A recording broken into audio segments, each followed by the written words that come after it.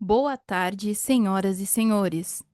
Sejam bem-vindos à teleconferência da DASA para a discussão dos resultados referentes ao quarto trimestre de 2025. Essa teleconferência está sendo gravada e o replay poderá ser acessado no site da companhia, www.dasa3.com.br. A apresentação também está disponível para download. Informamos que todos os participantes estarão apenas ouvindo a teleconferência durante a apresentação e, em seguida, iniciaremos a sessão de perguntas e respostas quando mais instruções serão fornecidas.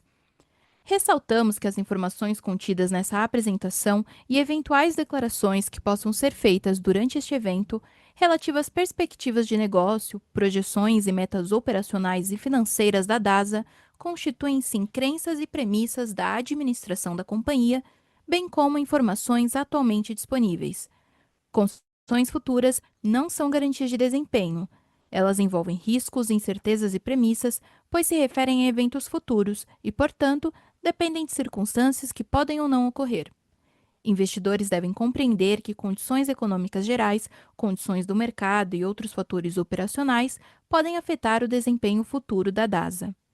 Agora, passo a palavra ao Sr. Rafael Lucchesi, que dará início à apresentação. Por favor, Sr. Lucchesi, pode prosseguir. Boa tarde a todos e obrigado pela participação na nossa teleconferência de resultados do quarto trimestre do ano e de 2025. Estamos aqui eu e Rafael Bossolani, nosso CFO e diretor de Relações com Investidores, e nosso time de RI. Vou começar aqui com uma visão geral do período e depois eu passo a palavra para o Bossolani, que dará mais detalhes dos resultados financeiros. Então, aqui no slide 3, 2025 marca um ponto de inflexão importante para a DASA. Ao longo do ano, executamos uma transformação estrutural da companhia, com simplificação do portfólio, agora com foco em diagnósticos, e uma agenda consistente de disciplina de gestão direcionada para a entrega de resultados. Esse movimento incluiu a criação da Rede Américas, que segregou o negócio hospitalar, e o avanço na agenda de desinvestimentos de ativos não estratégicos. Em paralelo, com um time forte, alinhado e focado, aceleramos iniciativas operacionais relevantes, aumentando a nossa taxa de crescimento e, ao mesmo tempo, trouxemos ganhos de produtividade através de revisão de processos, digitalização, padronização, que começam a refletir nos nossos resultados. Indo aqui para o slide 4, alguns destaques principais aqui antes de passar para o Bossolani. Seguimos acelerando a nossa taxa de crescimento no perímetro comparável. Diagnósticos trazendo um aumento importante de receita em todos os nossos negócios e canais. Além dessa aceleração, temos avanços importantes em rentabilidade, fruto direto da agenda de eficiência e da simplificação da companhia ao longo do ano, mesmo com um impacto pontual de PDD no quarto trimestre, que o Bossolani vai comentar na sequência. Também avançamos de forma relevante na geração de caixa e na desalavancagem, fortalecendo o balanço e aumentando a robustez financeira. Vale aqui um destaque: a empresa gerou caixa positivo em 2025, após investimentos e custo da dívida, mesmo excluindo a entrada de recursos por venda de ativos. Então, esse é um ponto muito relevante, geração de caixa positivo, excluindo os recursos aí da alienação dos ativos que a gente fez. Importante destacar também que temos frentes relevantes em andamento, que contemplam expansão de capacidade para captura de demanda, avanços na digitalização da operação, amadurecimento de ferramentas de inteligência artificial e frentes de otimização de despesa que contribuirão para os nossos resultados nos próximos trimestres. Já conseguimos enxergar isso nesse começo de ano, boas perspectivas tanto de receita como de custos e despesas. Hoje a DASA é a maior e mais diversificada plataforma de diagnósticos da América Latina, com escala nacional, marcas líderes e uma infraestrutura diferenciada, composta por 840 unidades, presença direta em 13 estados e no Distrito Federal, mais de 446 milhões de exames processados em 2025. Entramos confiantes no nosso plano, na dinâmica do mercado e na capacidade de execução do nosso time. Iniciamos um novo ciclo em que crescimento, rentabilidade e geração de caixa caminham de forma integrada e sustentável. Agradecemos a confiança dos nossos investidores, parceiros e colaboradores, fundamentais para a construção deste novo momento da companhia. Com isso, passo aqui a palavra agora para o Bossolani. Obrigado, Lucchesi. Boa tarde a todos e obrigado pela participação em nossa teleconferência de resultados. Eu vou detalhar agora os principais destaques operacionais e financeiros, começando por diagnóstico nacional. E aí, lembrando que mais que o crescimento, o que a gente começa a ver de forma clara é uma melhora na qualidade dos nossos resultados. A gente teve avanços importantes nas frentes operacionais, financeiras e de geração de caixa, com melhoria de margens, redução na alavancagem e maior qualidade do resultado, conforme já foi antecipado aqui pelo Lucchesi, tanto na visão do trimestre quanto no acumulado do ano. Então, começando pelo slide 5, aqui em diagnóstico nacional, a gente teve um trimestre de crescimento bastante consistente, com receita avançando 13,3% na comparação anual e cerca de 10% no acumulado do ano. Esse crescimento segue sendo puxado principalmente por volume, com aumento próximo aí de 16% no número de exames. E quando a gente olha a composição, ele vem de forma bastante diversificada, né? A gente vê um avanço importante no nosso segmento B2B, especialmente nos exames Lab-to-Lab, uma expansão importante do atendimento domiciliar e uma continuidade de crescimento no nosso segmento Premium. Como consequência desse mix de receita, a gente teve redução de cerca de 2% no ticket médio total, que é um movimento esperado, já que com esses canais tem um ticket unitário menor, mas com maior escala. Importante mencionar aqui que o ticket médio no segmento privado aponta crescimentos aqui acima da inflação. Então, do ponto de vista econômico, o principal destaque é a expansão na margem. A gente teve um ganho de cerca de 50 basis points no trimestre e de aproximadamente 180 basis points no ano, o que reflete alguns ganhos importantes e consistentes de produtividade, uma melhora na utilização na nossa capacidade instalada e uma consequente diluição dos nossos custos fixos. Então, em suma, a gente segue capturando aí de forma consistente a alavancagem operacional do nosso negócio, com crescimento vindo acompanhando da melhora da rentabilidade sem abrir mão do nosso nível de serviço. Passando agora para o slide de número 6, dos hospitais de oncologia do Nordeste, aqui a gente começa a ver de forma mais clara uma virada operacional do segmento. A gente teve um crescimento de receita cerca de 15% no trimestre, que foi impulsionado tanto pelos hospitais quanto por oncologia. Esse crescimento ele vem acompanhado de uma melhora relevante de mix, com maior participação de procedimentos de maior complexidade, vem de novos credenciamentos e também um aumento importante no ticket médio. Do lado operacional, também avançamos na eficiência, com melhor utilização dos leitos e aumento relevante na taxa de ocupação, que expandiu 8,5 pontos, atingindo 85% no quarto trimestre. O principal destaque, no entanto, é a rentabilidade. A gente teve uma expansão muito relevante de margem bruta, mais de 20 pontos percentuais no trimestre e mais de 8 pontos percentuais no ano. Essa evolução ela reflete, de forma geral, a combinação da melhora de mix, uma redução dos custos de serviços prestados e a otimização na nossa estrutura operacional, especialmente na gestão dos leitos ativos. Vale destacar aqui uma redução importante nas glosas observadas nesse trimestre, quando comparadas ao quarto trimestre de 2024, que contribuiu para essa evolução. Ou seja, mais do que crescimento aqui, o que a gente vê é uma mudança estrutural no nível de rentabilidade desse segmento. Esse desempenho aqui ele reforça a estratégia da companhia de priorizar os serviços de maior valor agregado e capturar ganhos consistentes de eficiência operacional. Passando agora para o resultado da Rede Américas, no slide número 7, começando pelo topo da operação, no quarto trimestre a receita bruta foi de aproximadamente 3,4 bilhões e 10 bilhões no ano. Antes de entrar no resultado, é importante fazer um ajuste importante de leitura. Como parte do processo de integração da Rede Américas no trimestre, a gente concluiu um processo obrigatório de harmonização de práticas contábeis na operação, que acabaram dando origem a essa companhia. Esse processo gerou um impacto contábil negativo de aproximadamente 200 milhões de reais no resultado, que é sem efeito caixa, porém afeta os indicadores financeiros do período aqui, como EBITDA e como lucro. Então, dito isso, do ponto de vista econômico, o EBITDA do trimestre seria de aproximadamente 368 milhões, com uma margem aí acima de 12%, o que reflete de forma mais adequada a performance operacional da Rede Américas. Na frente de caixa, cabe destacar aqui a geração operacional já nos primeiros meses da operação, né, que tem 9 meses de existência. Então, entre abril e dezembro, a gente teve uma geração operacional de caixa de 475 milhões de reais e um fluxo de caixa livre de 308 milhões de reais, mesmo considerando aqui os investimentos que foram realizados no período.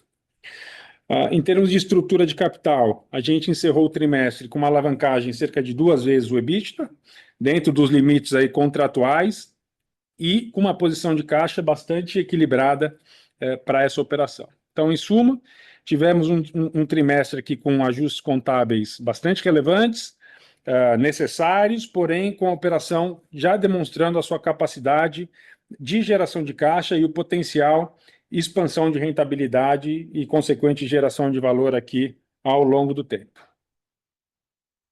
Passando aqui para o próximo slide, de número 8, comentando um pouco sobre as nossas despesas comerciais, gerais e administrativas.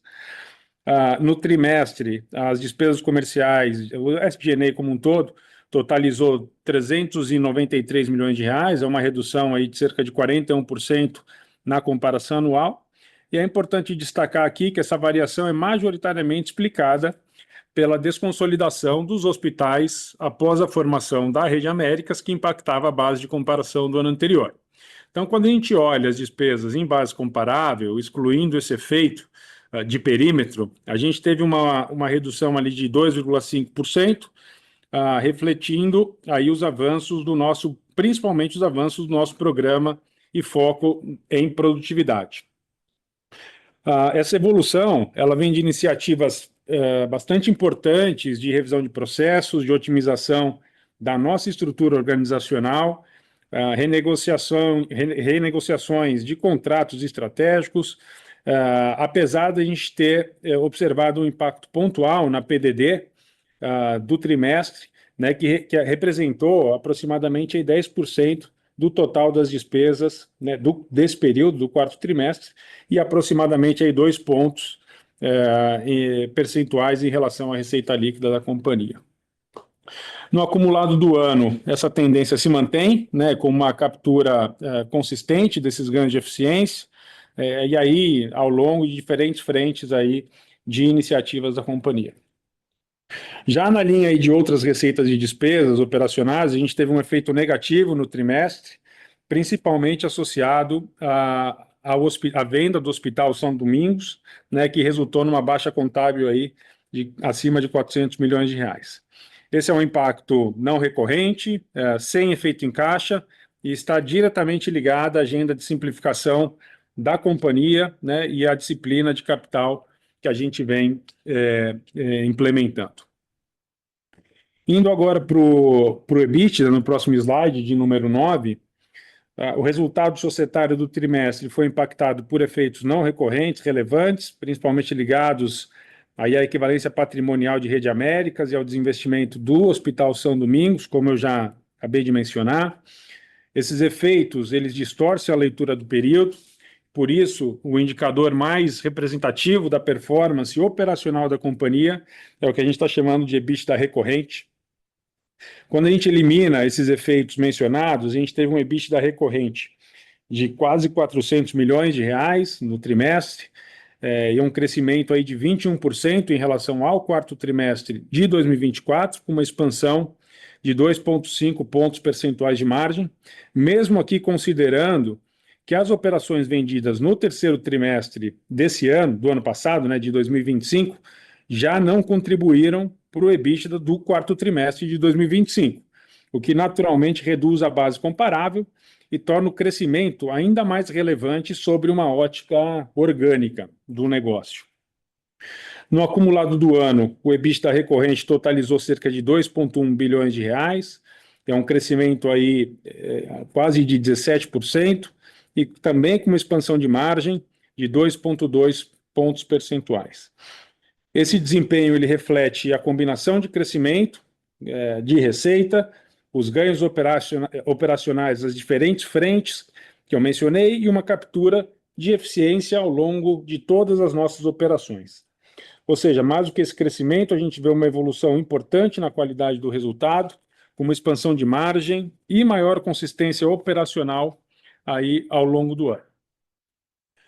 Agora, passando para o slide de número 10, com relação aos nossos investimentos em CAPEX, no trimestre, os investimentos totalizaram 112 milhões de reais, uma redução relevante aí, em relação ao mesmo período do ano anterior. Parte dessa queda é explicada pela desconsolidação dos hospitais após a formação da Rede Américas.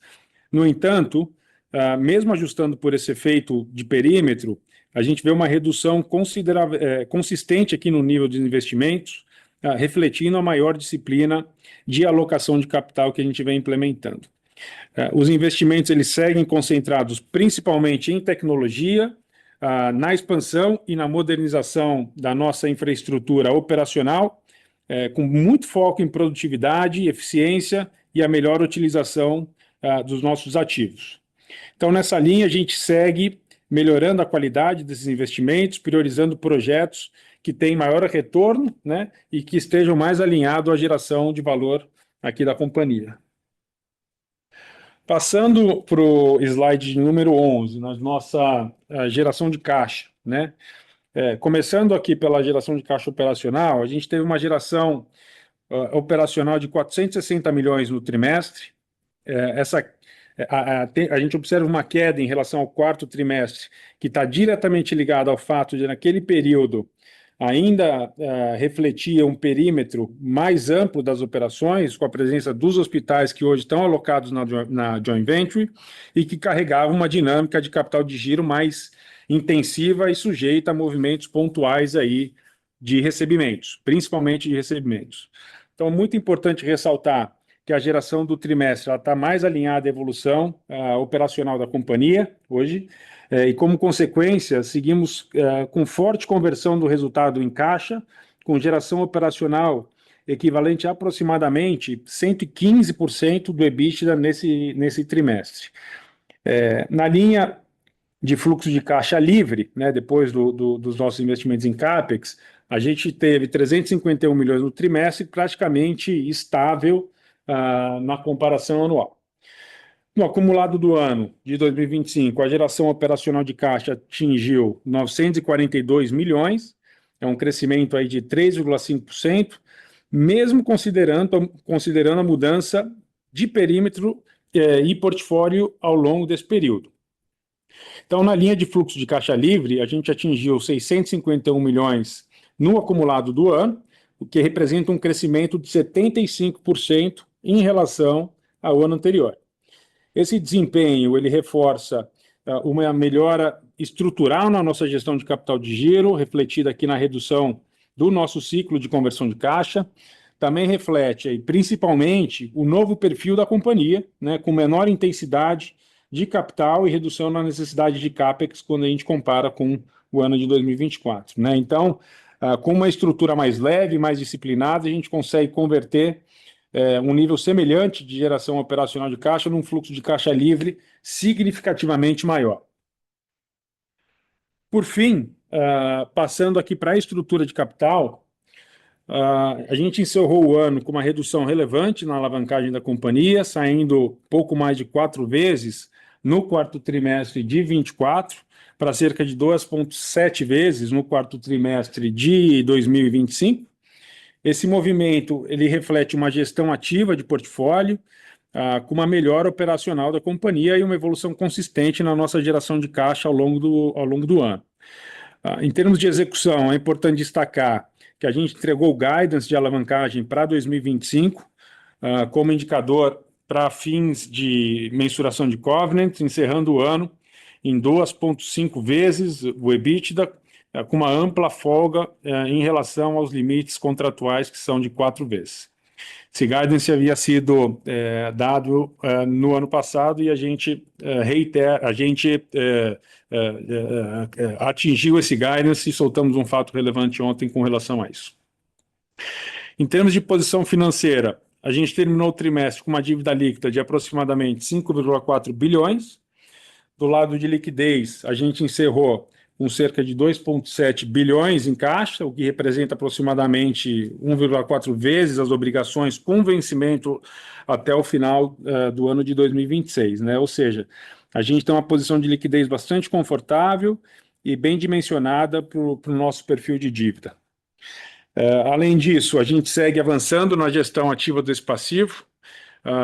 Cabe ressaltar aqui que em fevereiro, né, de 2026, mês passado, a gente utilizou parte desses recursos que são provenientes dos desinvestimentos do Hospital São Domingos para realizar o pré-pagamento de algumas debêntures, que a gente reduziu as torres de vencimento de 2026 em cerca de 800 milhões de reais.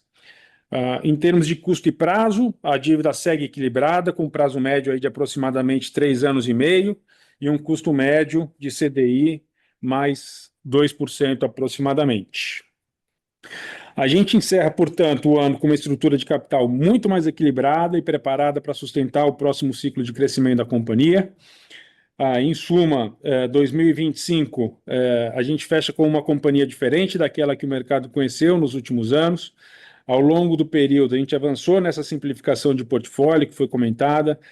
A gente teve uma captura importante nas frentes de eficiência operacional e um fortalecimento bastante grande na nossa posição financeira e na nossa estrutura de capital.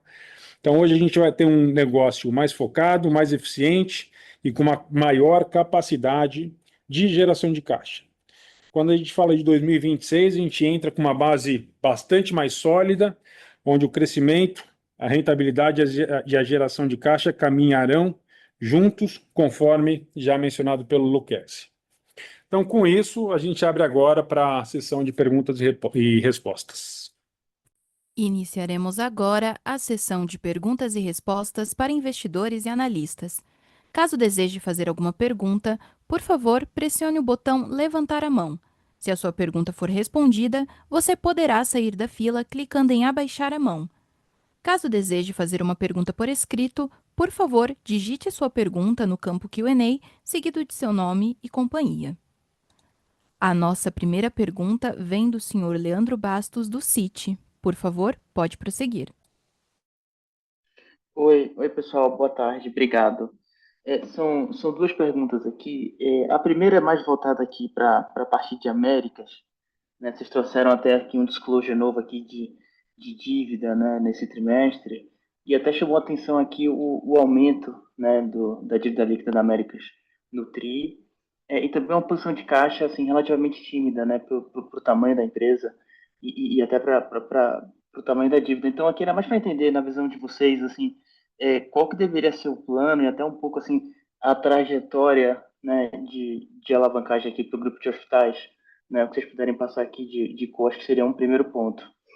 O segundo aqui, já olhando para a parte da operação, em hospitais, né, nesse trimestre a gente teve uma boa retomada, né, de crescimento, de margens. Então, acho que era mais para pegar uma ideia assim, de como que os ativos, qual que é a visão da empresa assim, para esses ativos que ficaram fora do perímetro, né, da JV, e se tem alguma atualização ali sobre o plano de vendas de ativo, enfim, racionalização de portfólio ex-diagnóstico. São esses 2 pontos. Obrigado, pessoal. Oi, Leandro, Bossolani aqui, obrigado pela pergunta.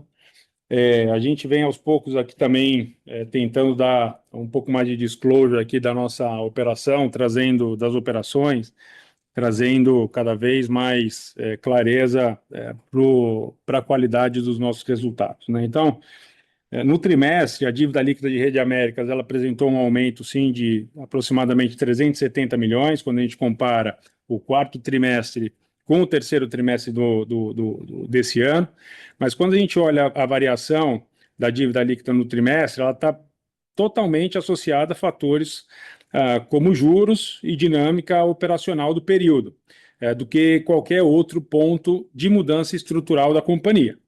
Então, quando a gente olha o accrual de juros, né, ele representa ali aproximadamente um terço dessa variação, né, que em torno de 150 milhões, sem impacto no caixa no trimestre, mas que acaba afetando a posição da dívida.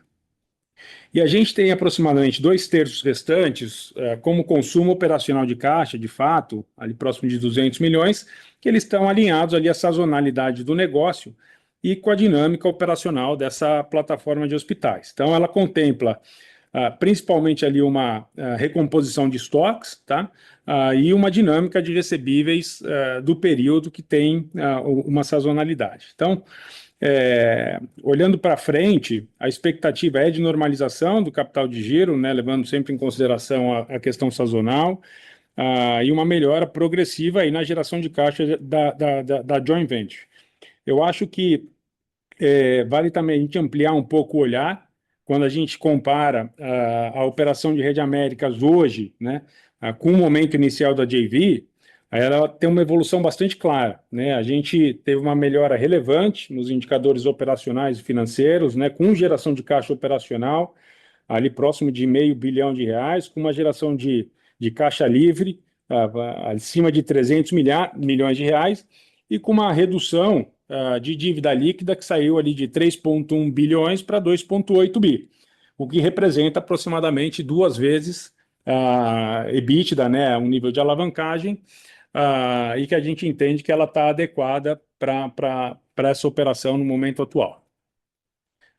Perfeito. Vou falar aqui, o Lucchesi, Leandro, tudo bem? Vou falar aqui dos hospitais, né, das operações do Nordeste. Não, o que está avançando lá é exatamente o que a gente gostaria, avanço operacional para as operações, tanto em receita quanto em margem. A gente já tinha falado de uma mudança de mix de operadoras importante que foi feito e tem refletido nos resultados, e também esse avanço de um trimestre para o mesmo trimestre do ano anterior. Tem também uma questão de redução de glosa, que no ano anterior tinha um impacto mais importante de glosa do que a gente teve nesse ano. Então, todas essas linhas somadas faz com que os ativos tenham um avanço de resultado importante. Como eu sempre tenho dito, nosso foco principal é o avanço operacional desses ativos. A gente sempre vai avaliar os melhores momentos de mercado, oportunidades, mas no momento não tem nenhum fato novo. A nosso foco total é de rentabilização e avanço operacional, como a gente tem conseguido aqui. Obrigado, viu? Obrigado, pessoal. Boa tarde. Nossa próxima pergunta vem do senhor Maurício Cepeda, do Morgan Stanley. Por favor, pode prosseguir. Oi, Lucchesi, Bolsolani, boa tarde, obrigado pelo espaço. Eu queria fazer um pouco mais, talvez, provocar um pouco mais a questão da estrutura de capital mesmo, né? Vocês, obviamente, tiveram uma melhoria operacional nítida, né? Mas o quanto que vocês acham que ainda tem de alavanca de caixa vinda da operação para ajudar na questão da desalavancagem? Porque a gente vê que, apesar de toda essa melhoria, a dívida ainda é suficientemente grande para impactar bastante, né? Então, vocês ficam muito mais à mercê de variações, né, do que vem da operação do que vocês estariam numa situação menos alavancada, né? E aí também ligado a essa estrutura de capital, vocês até comentaram um pouco dos hospitais fora do perímetro, mas eu talvez perguntar até de uma forma mais ampla, vocês ainda veem alguma possibilidade de algum desinvestimento que possa ajudar? Porque eu acho que além dos hospitais, né, vocês têm operações de diagnóstico no país inteiro, vocês têm metade, né, dessa JV, é, ou talvez até pensar em qualquer outro tipo de opção, né, que vocês têm de conseguir capital novo para operação e ficar assim, menos sujeito a essa dívida. Obrigado. Oi, Cepeda, Lucchesi. Obrigado pela pergunta. A gente tem clareza que o avanço operacional pode ser de ultra relevância para essa agenda de desalavancagem progressiva que a gente quer, tá? Então, o nível de disciplina e foco que a gente tem aqui e realmente esse quarto TRI, a gente comentou um pouco, tiveram alguns impactos, a gente teve também o impacto de PDD pontual, que nem reflete todos os avanços que a gente está vendo para a operação. Então, a gente vê em 2026 um espaço importante para a gente seguir operacionalmente desalavancando a companhia e avançando nessa nossa agenda aí de estrutura de capital. É claro que a gente tem diversas opções, não é uma agenda que a gente está, neste momento, avaliando, mas a gente tem diversas opções mais para frente se a gente quiser fazer algum reforço de capital para a companhia, mas a gente vê como a prioridade máxima para o momento esses avanços operacionais e também os investimentos que a gente já fez também já tem ajudado. Então, portanto, o foco neste momento está muito claro para a gente. Claro que reforçando que mais para frente a gente sempre vai ter opções se a gente quiser ir para um caminho de reforço de capital. Bom, algum ponto, Bossolani? Não, eu só talvez complementando aqui, Cepeda, obrigado pela pergunta, eu acho que esse é um ponto bem importante, que a nossa desalavancagem ele é um dos principais pilares da estratégia financeira aqui da companhia, né? Então, a gente tem uma frente viabilizadora, né, para seguir nessa linha, que é essa melhora operacional, com crescimento aí de EBITDA consistente.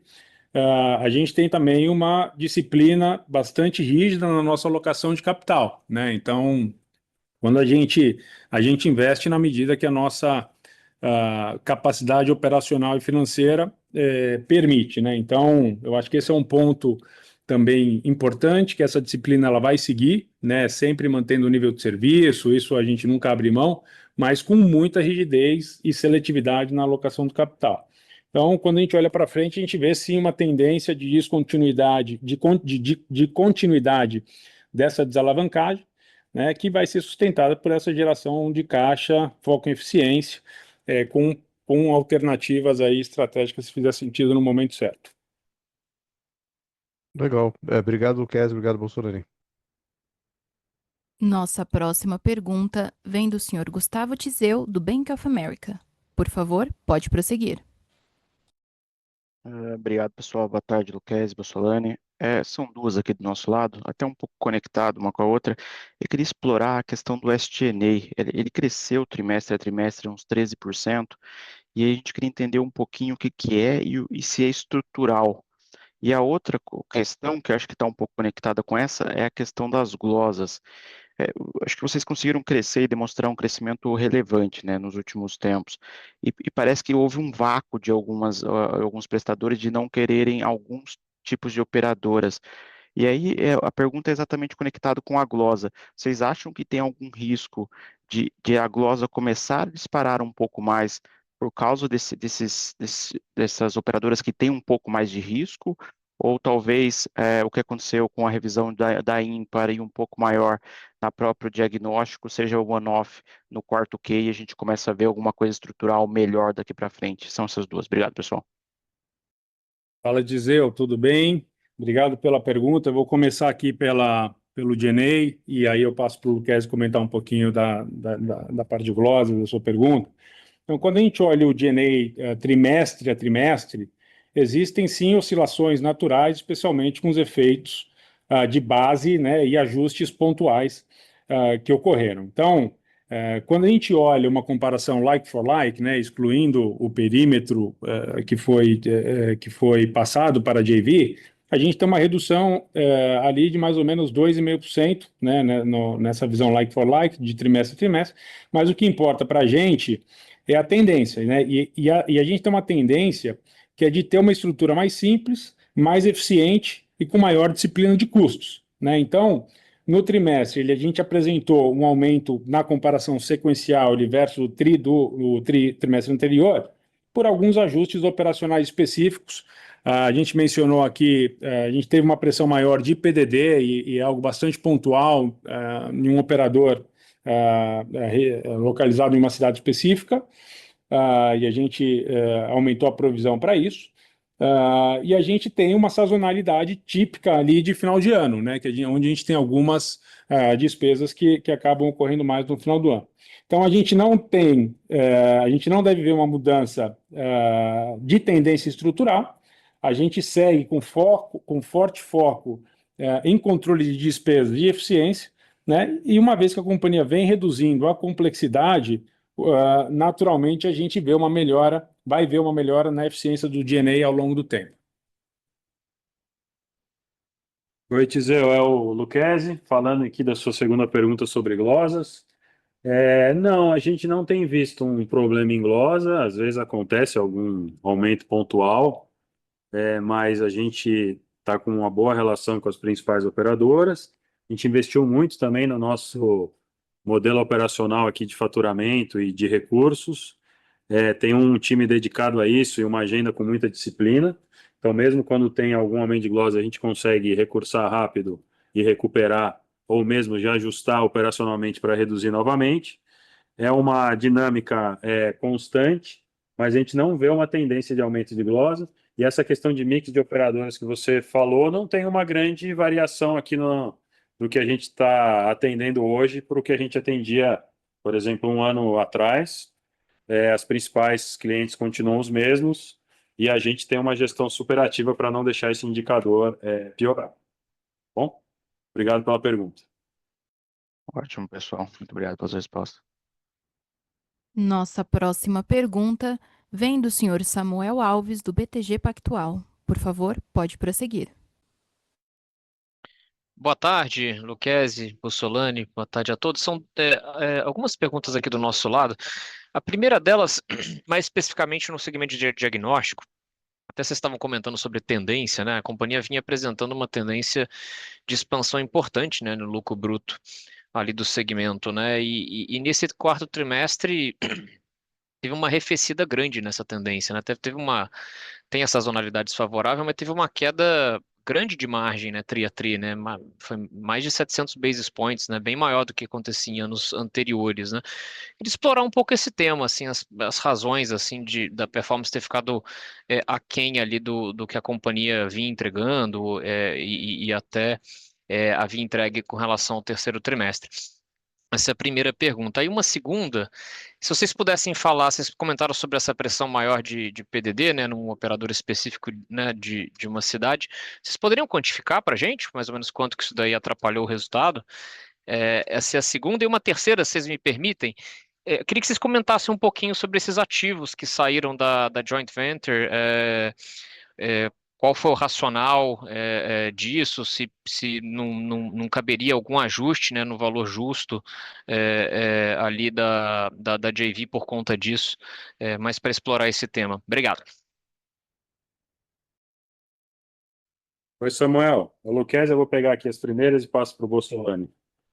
Em relação a lucro bruto até a margem EBITDA, a gente continua conseguindo um incremento de lucro bruto. Tem muito efeito nesse quarto tri, né? Então a gente tem que tirar, por exemplo, a operação da Argentina, mas quando a gente olha a margem bruta de diagnóstico nacional, ainda segue crescendo. A gente cresceu meio ponto, cresceu menos mesmo do que a gente vinha crescendo. Tem alguns efeitos pontuais aí no quarto tri de custo e também de mix, mas a gente vê ainda possibilidade de expansão de margem bruta e equilibrando crescimento e margem, né? Porque a gente também cresceu mais no segmento B2B, que traz uma margem bruta menor. Então, a gente está muito atento para que a soma seja positiva e não olhando só o percentual de margem. Algumas vezes a gente vai aceitar crescer no ritmo um pouco mais forte e incrementar menos um pouco o percentual de margem bruta. Mas a gente está muito atento e continua versus o ano anterior com crescimento. Quanto à margem EBITDA do terceiro tri para o quarto, aí você tem razão. A sazonalidade, ela reduz a margem EBITDA do negócio. Estou falando aqui mais de diagnóstico, mas que é o principal, mas ela reduz menos do que a gente reduziu. O principal impacto foi realmente a PDD, que foram aproximadamente 2 pontos percentuais no quarto tri, que a gente fez essa provisão até reduzindo o risco futuro, aí a gente provisionou. Então, uma parte da queda foi consequência desses 2 pontos aí da PDD, e a gente também teve uma sazonalidade de custos e despesas no quarto tri que contribuiu um pouco também para uma margem um pouco menor. Para frente, claro que sem falar de projeções, mas a gente vê boas perspectivas de ter uma PDD 26 versus 25 melhor, de maneira geral, e também as nossas frentes e iniciativas de produtividade, digitalização, diluição de custo fixo e diluição de despesas, a gente vê uma boa perspectiva de voltar crescendo margem EBITDA versus o ano anterior, num ritmo positivo e constante aqui nos próximos trimestres, tá? Então, esse aqui é a principal análise dessa queda de margem que você viu aí, que você tem razão. Samuel Bossolani aqui, com relação a essa informação dos ativos um pouco do hospital que acabou passando de volta da JV para a Amil, é um negócio pequeno, altamente especializado, focado em maternidade e que operacionalmente funcionaria para uma rede mais verticalizada e que não fazia sentido para a JV. Então, um negócio pequeno e que quando a gente olha para frente vai contribuir positivamente para o resultado da JV, dado que era um negócio deficitário, tá? Então, acho que só é importante dizer que não coube nenhum ajuste nas participações, né? Então foi uma venda simbólica ali por não ter um valor para as companhias. Obrigado. Obrigado, pessoal. Boa tarde. Nossa próxima pergunta vem do senhor Gustavo Miele, do Goldman Sachs. Por favor, pode prosseguir. Oi, Lucchesi, Bossolani, boa tarde, obrigado pela apresentação. Tenho duas aqui também, rapidamente. A primeira delas, né, vocês comentaram um pouco aí sobre como a sazonalidade do quarto trimestre naturalmente acabou impactando os resultados. Se pudessem dividir um pouco com a gente como vocês estão vendo o nível de frequência nesse início de ano, acho que seria interessante, né? Talvez, de repente, comparar com média histórica, enfim, como tem sido volumetria, tanto na rede de diagnóstico quanto na parte hospitalar, acho que seria legal para a gente ter uma sensibilidade aí de primeiro trimestre. Essa seria uma primeira pergunta. E uma segunda, essa talvez até um pouco mais estratégica, assim, sem entrar muito no mérito quantitativo, assim, acho que seria legal entender um pouco, assim, o que vocês acham que são os principais pilares para fomentar crescimento na BU de diagnóstico, né? Enfim, a gente sabe que é muito difícil a gente pensar em uma flexibilidade muito maior em termos de reajuste de preço com as operadoras, mas, enfim, vocês acham que de repente existe alguma oportunidade aqui de, enfim, aumentar escopo de serviço, de repente, enfim, entrar um pouco mais em atendimento móvel em alguma das unidades? Ou se vocês até pensam em algumas praças específicas em abertura de novas unidades, se isso ter alguma implicação relevante em CapEx olhando para esse ano. Enfim, se vocês pudessem comentar um pouco a estratégia de crescimento aqui, acho que seria bacana também. São esses dois pontos. Obrigado. Oi, Gustavo, obrigado pelas perguntas, Lucchesi. Vou começar pela sua segunda e depois eu comento do primeiro tri. A gente tem, eu sempre trago aqui que a gente tem diversas iniciativas de receita, né? Nunca é uma só. E realmente, quando a gente vê da onde vem a aceleração do crescimento, ela não vem de uma única frente, de uma única linha, ela vem de diversos projetos que a gente está colocando de pé. Eu vou citar alguns aqui, mas a gente segue crescendo muito forte no segmento premium, bem acima da média do nosso crescimento e com uma procura enorme aí pelos clientes e com expansão de serviço nas unidades próprias. A gente pensa, sim, em alguma expansão da nossa rede do Premium, lembrando da nossa disciplina aqui de alocação de capital, mas é uma prioridade para a gente, então a gente pensa nisso dentro desse ano, de uma forma ainda não tão agressiva, mas a gente já está olhando isso. Expansão de serviço em unidades próprias, a gente tem uma demanda de alguns exames específicos que estão até acima da nossa oferta, então a gente vem expandindo. A gente fez otimização de unidades, a gente fechou algumas unidades, mas a gente não trouxe tanto detalhe de quanto a gente expandiu metro quadrado produtivo em algumas outras, e isso também tem trazido receita. A gente fez uma unificação de marcas aqui em São Paulo, que está trazendo para a gente benefícios de ter um portfólio mais amplo dentro de uma única marca e trazendo novos clientes e trazendo uma recorrência importante com expansão de serviços. A gente avançou na nossa receita do domiciliar, crescendo também mais forte que a média do nosso crescimento. expandimos para mais praças, temos mais rotas e estamos investindo em tecnologia nesse segmento com altíssimo nível de serviço. E a gente está explorando melhor o B2B do que a gente explorava antes, integramos mais sistemas de núcleos técnicos operacionais, estamos com um projeto de logística importante de rotas e inteligência de rota e aperfeiçoamento. Estamos produzindo em mais núcleos técnicos, como eu falei, estando mais perto dos clientes e sendo muito competitivo nesse business também. Então, quando a gente soma tudo isso, a gente tem uma boa perspectiva em diagnóstico, em crescimento, e a gente tem alguns serviços agregados adicionais que a gente fazia menos e que estão rampando, como, por exemplo, infusão de medicamentos não oncológicos, que a gente aproveita as nossas estruturas e também oferece alguns serviços adicionais que vão somar aqui ao nosso crescimento. Mas eu posso te dizer que, no momento atual, crescer em diagnósticos é uma boa possibilidade com tudo isso que eu estou trazendo para você aqui, de forma consistente. E aí, refletindo no primeiro trimestre, a gente vê sim, claro, sem dar projeções, né? Mas a gente vê um começo de ano forte de demanda. As operadoras vêm bem o ano passado em volume de vendas, as operadoras que são nossos clientes principais, vêm com um bom nível de plano de saúde, com acesso à nossa rede. Então, essa frequência também vem aumentando. A gente tem capturado em cima dessa expansão de serviços que a gente colocou e todos os segmentos vêm com uma boa resposta aqui para o começo do ano. Então, animados aqui com como o resultado dos nossos esforços tem vindo aqui da forma que a gente gostaria. Bom, obrigado, viu? Tá claro, obrigado você. Boa tarde. A sessão de perguntas e respostas está encerrada. Gostaríamos de passar a palavra ao Sr. Lucchesi para que faça as considerações finais da companhia. Vou fechar aqui de uma forma um pouco diferente, porque eu acho que vale a gente resumir aqui como a gente está enxergando a DASA, porque realmente esse trimestre ele foi mais trabalhoso para explicar os impactos e tudo que veio de questões contábeis. Então, acho que vale a gente tentar traduzir para vocês. Como é que a gente vê hoje aqui a companhia? A gente tem uma empresa menor, mais leve, mais focada, mais rentável, geradora de caixa e com menor alavancagem. Impactos pontuais contábeis que a gente já esclareceu, eles não alteram a qualidade e a solidez dos avanços operacionais que a gente está trazendo. E aí o próprio Samuel fez uma pergunta em relação à margem do terceiro para o quarto tri.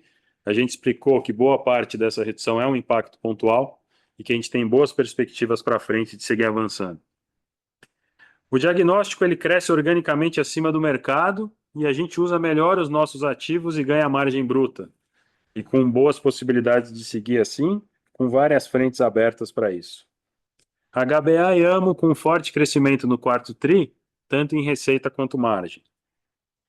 Em despesas, a gente foi impactado, como a gente já falou, pontualmente, nesse quarto tri aí, pelo menos 2 pontos percentuais no PDD, mas o cenário para frente da linha de PDD é bem promissor comparando com 2025. E a gente segue trabalhando forte na otimização de despesas, apareceu menos agora, mas a gente segue com um compromisso forte de diluição de despesas pela receita, ganhando rentabilidade. O nosso EBITDA recorrente ele cresceu mais de 20% no quarto tri, mesmo com o efeito da venda da Argentina, quer dizer, é um crescimento que a gente, desconsiderando esses efeitos, é maior, e com todas as possibilidades de avançar que eu já falei para vocês. E para frente a gente começa o ano com boas perspectivas, como eu respondi para o Gustavo também, de receita e margem, todos os planos já citados. Tudo isso com uma altíssima retenção de clientes, marcas fortes presentes nos principais produtos das operadoras, que também aceleram as suas vendas de planos de saúde, num mercado que aumenta o número de vidas. E também com crescimento forte nos nossos B2B, que é um mercado mais indireto em relação às operadoras, mas que usa a nossa estrutura e a gente tem uma boa vantagem competitiva nesse setor. Somando isso com um time super engajado, focado e alinhado, que a gente tem muito orgulho aqui de estar com a gente, e com visão de longo prazo, a gente enxerga aqui para a DASA um cenário muito promissor, que a gente queria dividir com vocês e que às vezes é difícil de refletir assim em um trimestre, mas com enorme convicção de que nos próximos trimestres tudo que a gente está falando aqui vai aparecer nos números e a gente segue focado, energizado e confiante com o que vem aqui pela frente.